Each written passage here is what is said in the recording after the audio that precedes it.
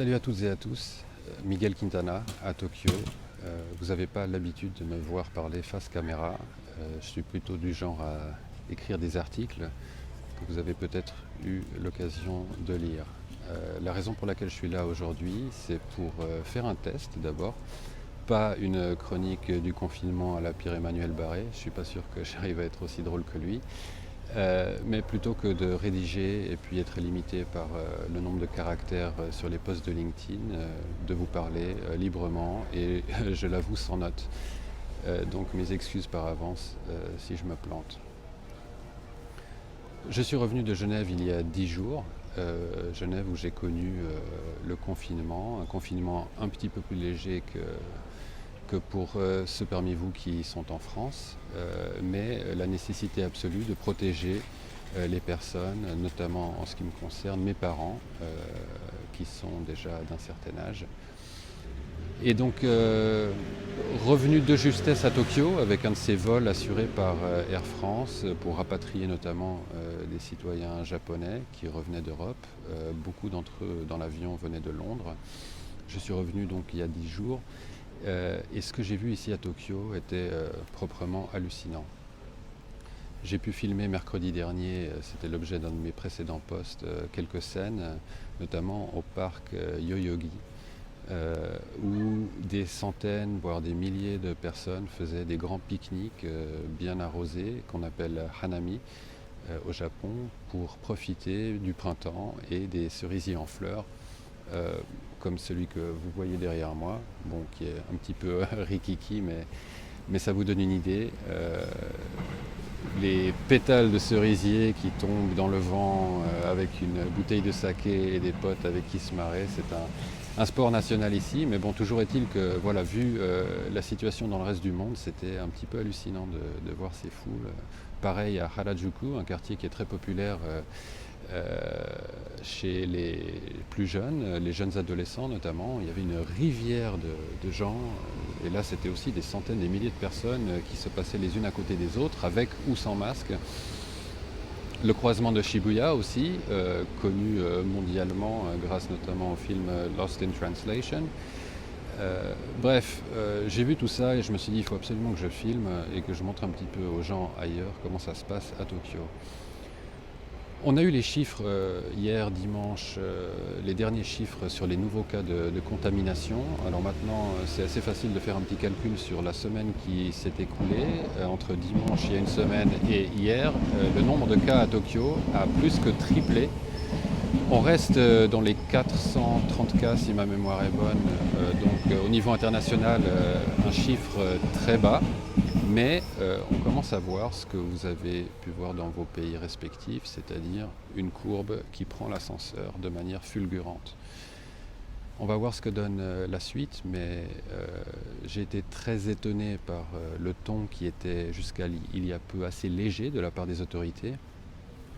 Et tout a changé quand le Premier ministre, il y a une semaine, a annoncé, un petit peu comme si ça venait de lui, le report des Jeux Olympiques. Et depuis, coïncidence ou pas, paf, le nombre de cas commence à augmenter à Tokyo et prend l'ascenseur très très vite. Il y a plusieurs raisons de ne pas être optimiste ici. Déjà par le fait que les gens ne sont pas strictement confinés, les restaurants, les cafés sont ouverts. On a fermé les cinémas pour le week-end, j'imagine on va les laisser fermer pendant un moment, mais les gens circulent, les trains que vous voyez derrière moi continuent de véhiculer les gens qui vont au travail. Ça c'est une autre réalité à laquelle les Japonais vont devoir s'habituer, parce que j'imagine qu'il va se passer la même chose qu'en France, en Suisse et ailleurs.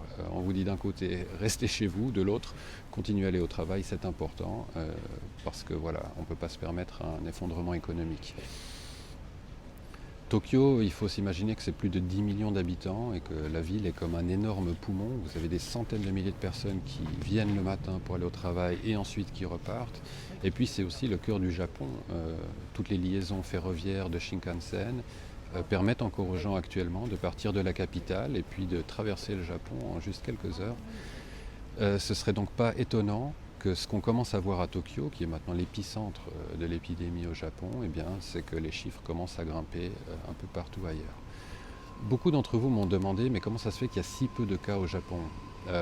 D'autres encore disent oui, les Japonais ont un mode de vie, des habitudes culturelles, le port du masque, le fait de ne pas se toucher la main, etc., qui pourraient expliquer que l'épidémie ait jusqu'à maintenant été assez jugulée, en tout cas la progression très très linéaire. Je ne peux pas vous répondre de façon catégorique là-dessus. Vous avez vu les scènes de la semaine dernière.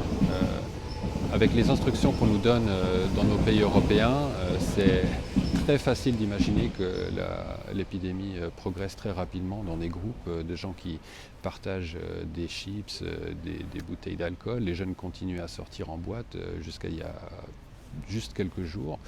On sait aussi qu'il y a un écart entre le moment où apparaissent des cas de contamination dans les chiffres officiels et le moment où ils ont été contaminés. Ça, c'est quelque chose que le gouvernement commence à reconnaître. Et malgré le fait que jusqu'à présent, les autorités étaient très très soft dans leur communication, de l'inconvénient de filmer sur son iPhone, c'est très pratique, c'est très léger, facile à embarquer, mais voilà, un téléphone peut sonner. Où est-ce que j'en étais ? Oui, sur le ton des autorités japonaises qui se fait graduellement plus sévère. On nous parle de la possibilité d'un état d'urgence. Pourquoi attendre ? Difficile à dire. On nous assure que les autorités font tout ce qu'elles peuvent pour contenir l'épidémie.